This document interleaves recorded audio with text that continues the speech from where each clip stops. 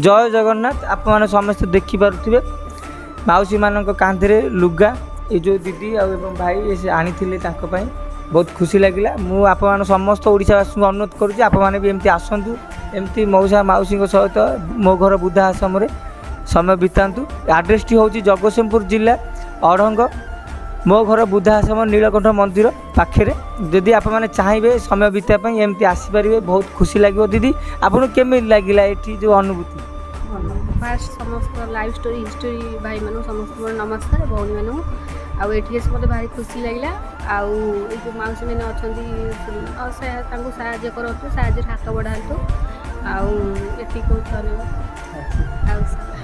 भाई कौन केमी लगे आपको ये समय